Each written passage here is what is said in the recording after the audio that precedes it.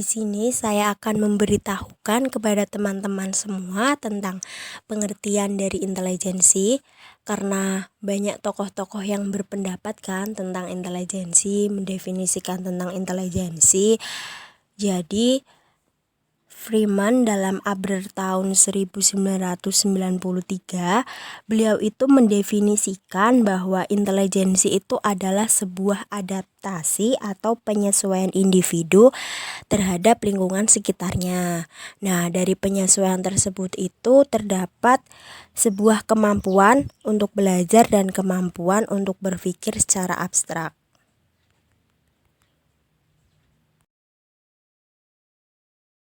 Perkembangan ilmu psikologi kan memberi pengaruh besar ya terhadap masyarakat, terutama dalam penggunaan tes psikologinya.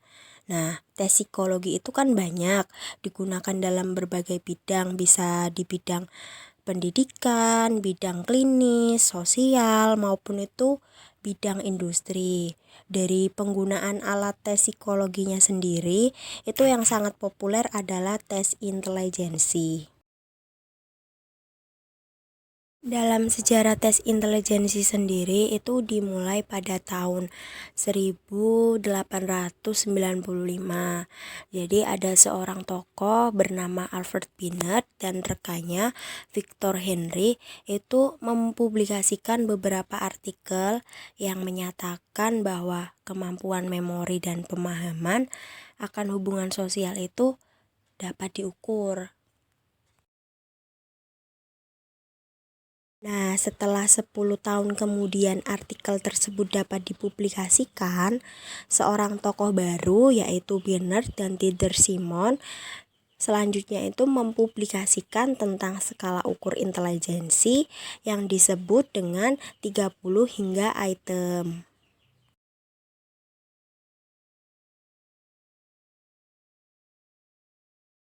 Menurut Maloney dan Ward, Aswar 2011, ada 4 pendekatan untuk memahami hakikat kecerdasan, yaitu teori belajar, teori neurobiologis, teori psikologis, dan teori perkembangan.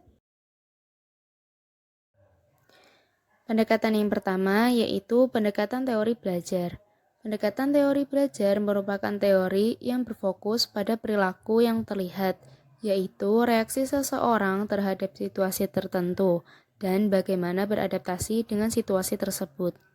Pendekatan yang kedua yaitu pendekatan neurobiologis.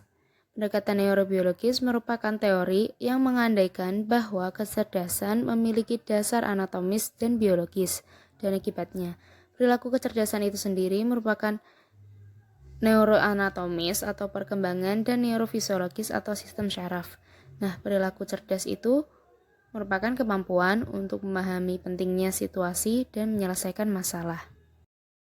Pendekatan psikologis. Pendekatan psikologis merupakan teori yang menganggap bahwa kecerdasan adalah konstruksi atau karakteristik dan tingkatnya dapat bervariasi dari orang ke orang.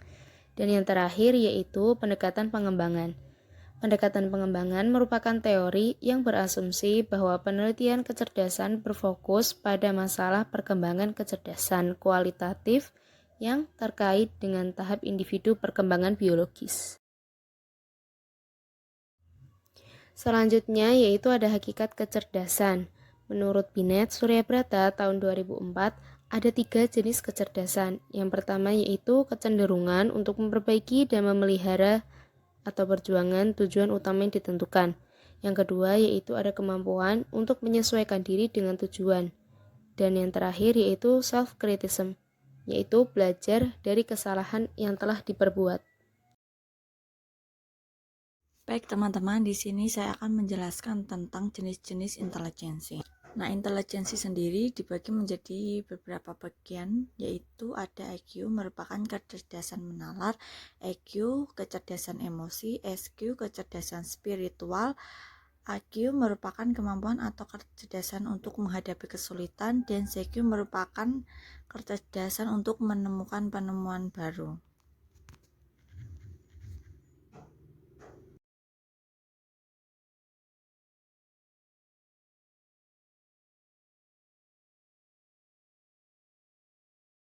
Selanjutnya, ada faktor yang dapat mempengaruhi intelijensi seseorang, yaitu yang pertama ada faktor pembawaan. Nah, faktor pembawaan sendiri merupakan kesanggupan yang telah kita bawa sejak lahir, sehingga faktor ini tidak sama satu dengan orang yang lainnya. Yang kedua yaitu faktor kemasakan. Nah, faktor ini merupakan munculnya suatu daya jiwa yang kemudian berkembang dan mencapai pada saat puncaknya. Faktor yang ketiga adalah faktor pembentukan. Nah, faktor ini sendiri yaitu yang dapat mempengaruhi intelijensi di masa perkembangan. Yang terakhir adalah faktor minat. Nah, minat sendiri merupakan motor penggerak dari intelijensi. Sehingga untuk menentukan intelijen tidaknya seseorang anak itu tidak dapat berpedoman pada salah satu faktor saja, melainkan harus juga dilihat faktor-faktor yang lain.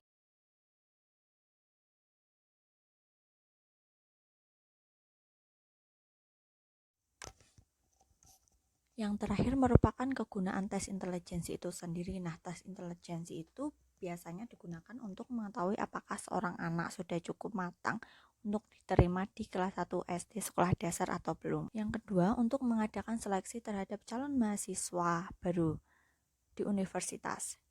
Yang ketiga, sebagai salah satu informasi dalam mengadakan diagnosis kesulitan belajar. Yang keempat, untuk mengelompokkan murid-murid berdasarkan IQ mereka. Dan yang terakhir adalah sebagai bahan untuk meramalkan kemungkinan sukses tidaknya seseorang anak itu di perguruan tinggi.